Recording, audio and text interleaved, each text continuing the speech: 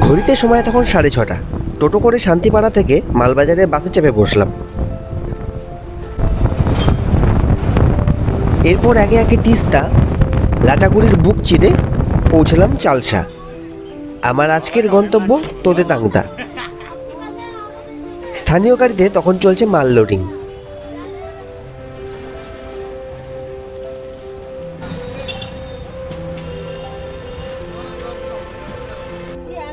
সময় তখন 9:20।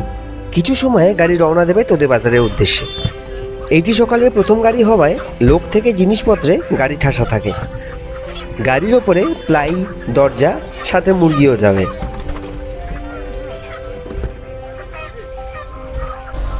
গাড়িতে বসে সব থেকে ভয়ঙ্কর জায়গাটিতেই বসলাম। আলাদা করে আর কিছু বললাম না। If you know you know. পারেন ছাড়ানোর পর থেকেই ছিটে ফোটা বৃষ্টি শুরু হয়েছে।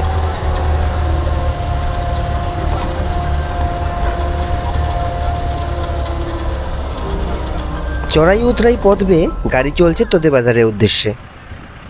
তোমরা যারা সোলো ট্রাভেল করো বা 2 থেকে 3 জন তোদে যেতে চাইছো, তারা সকালে এই গাড়িটিতে যেতে পারো।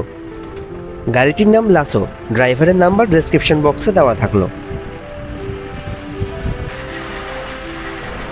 ছিটে ফোটা বৃষ্টি মাথায় নিয়ে পৌঁছালাম তোদে বাজার। স্থানীয় বন্ধু রোহিতের বাড়ি থেকে তোদের নৈসর্গিক দৃশ্য। সেই সকাল 7টার সময় রওনা দিয়েছি। এখন প্রায় দুপুর 1টা বাজে। রোহিতে এখানে এসে পৌঁছালাম। মাঝখানে বৃষ্টি পেয়েছিলাম। এখন এখানে আকাশ মোটামুটি পরিষ্কার, রোদ উঠে গেছে। প্রচণ্ড খিদে পেয়েছে, খাবো। কিন্তু রোহিত আগেই বলে দিয়েছে আজকেও লাঞ্চ রান্না করবে না। কারণটা তোমাদেরকে দেখাই চলো।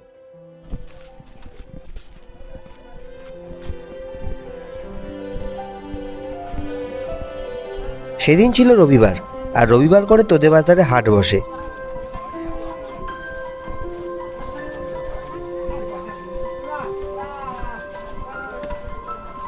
স্থানীয়রা এই হাট থেকেই তাদের প্রয়োজনীয় জিনিস সংগ্রহ করেন। এই হাটে নিত্য প্রয়োজনীয় সমস্ত জিনিস, যেমন আলু, পেঁয়াজ, টমেটো, লঙ্কা, নানা ধরনের মশলা, সমস্ত কিছুই পাওয়া যায়।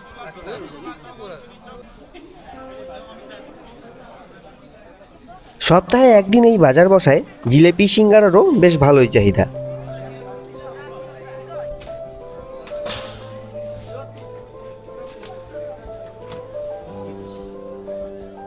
এছাড়াও ছাতার দোকান আর দর্জির দোকান তো আছেই।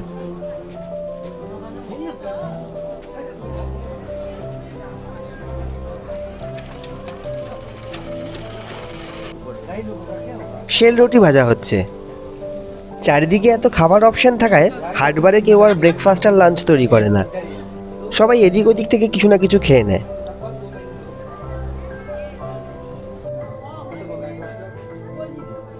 এত কিছু দেখে নিজের খাওয়ার কথাই ভুলে গেছিলাম। পরে রোহিতের দোকান থেকে ঝোল মোমো পেটে পড়লাম।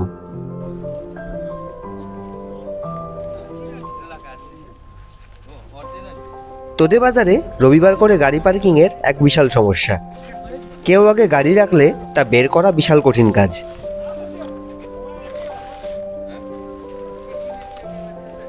আমাদের হঠাৎ প্ল্যান হলো একটু ঘুরতে বেরোবো, কিন্তু রোহিতের বন্ধুর বাইক বের করতে আমাদের কালঘাম ছুটল।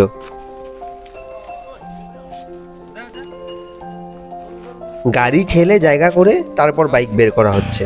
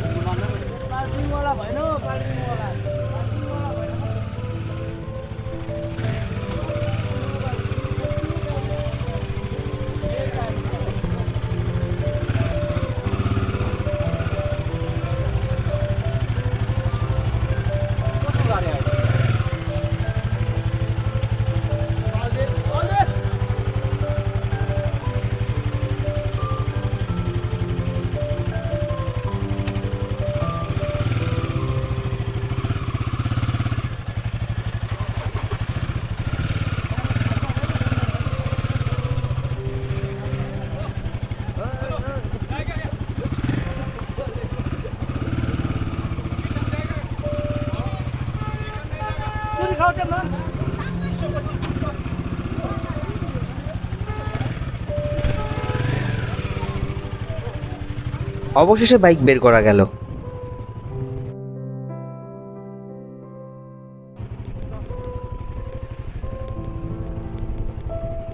আমরা রওনা দিলাম দাবাইখোলার উদ্দেশ্যে।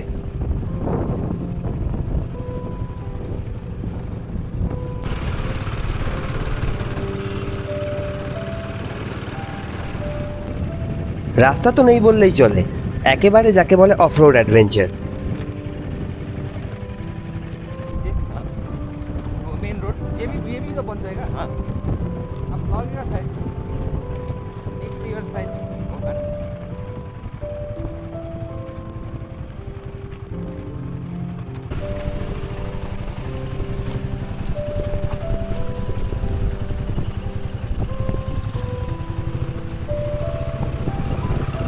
বর্ষাতে এই জায়গাটি দারুণ সুন্দর লাগে।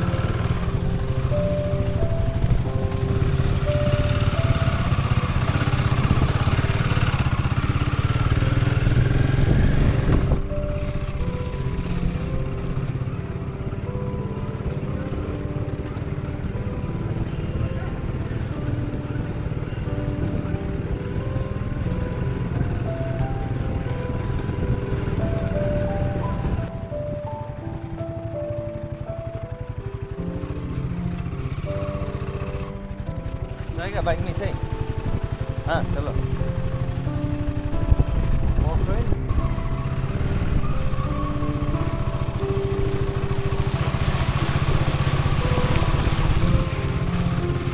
একদম র অ্যাডভেঞ্চার। আর এই অ্যাডভেঞ্চার করতে গিয়ে দাবাইখোলা পার করতে গিয়ে গাড়ি প্রায় উল্টেই যাচ্ছিল।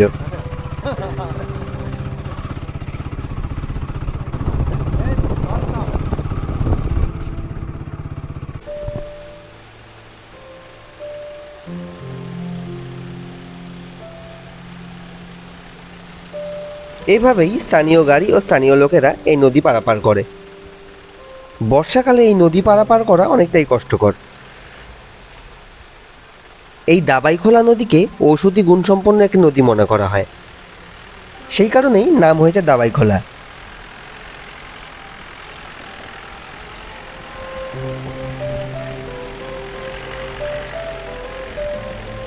মান্যতা অনুযায়ী আগে স্থানীয়দের শরীরে ব্যথা বেদনা থাকলে তারা এই নদীতে স্নান করে তা নিবারণ করতেন। রোহিতের বাড়িতে ঝোল মোমো খেয়ে রোহিতের সাথে বের হলাম। তো রোহিত বললো চল একটু ঘুরে আসি, দাবাইখোলা থেকে ঘুরে আসি। তো র্যান্ডাম একটা বাড়িতে আসলাম, আর রোহিতের কতজন বন্ধুর সাথে আসলো। তো ওরা বলছিল মাছ ভাজা খাবে, তো মাছ নিয়ে আসা হয়েছিল। তো ওদের বাজারে যেহেতু হাট বসে আজকের দিনে, তো ওখান থেকে মাছ নিয়ে আসা হলো। আর এই র্যান্ডাম একটা বাড়িতে ঢুকলাম, ঢুকে এখন মাছ ভাজা হচ্ছে। তো চলো তোমাদের দেখাই।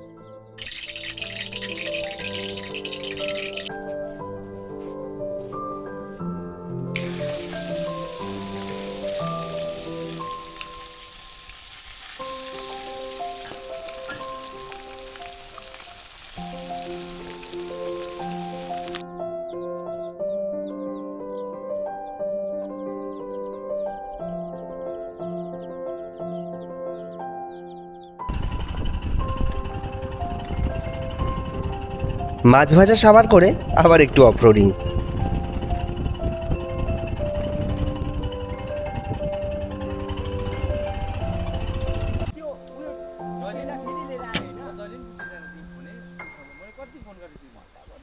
এসে পৌঁছালাম সীমানাখোলা, আর সেখানে চলছিল আর্চারি প্র্যাকটিস।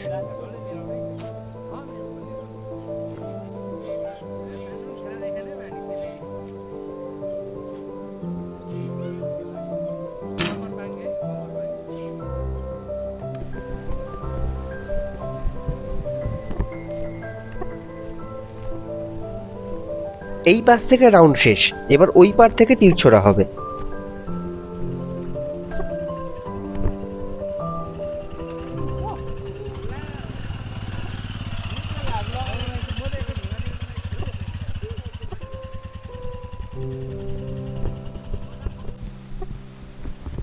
কিছুক্ষণ খেলা দেখে এবার একটু হাইকিং আর একটু নলেজ গ্যাদারিং।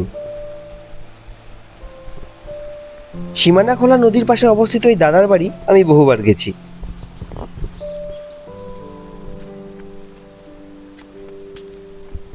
নদী জঙ্গল ঘেরা এই পথ আমার প্রিয় জায়গাগুলোর মধ্যে একটি।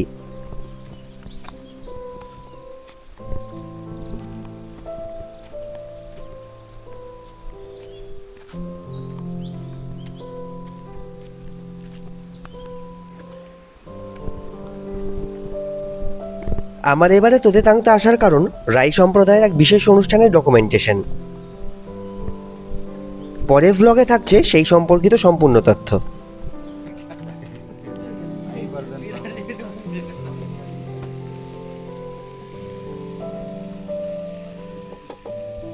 তো ফাইনালি রেডি, এখন খাই।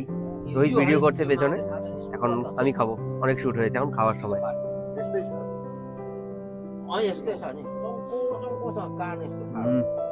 দামি দামি, দারুণ দারুণ খেতে। তোমরা হয়তো আমার ভিডিওতে আগেও দেখেছো ওয়াচিপার ব্যাপারটা, তো আজকে বানানো দেখলাম, প্রসেসটা দেখলাম, এবার খাওয়া এনজয় করি। তোমরা দেখো।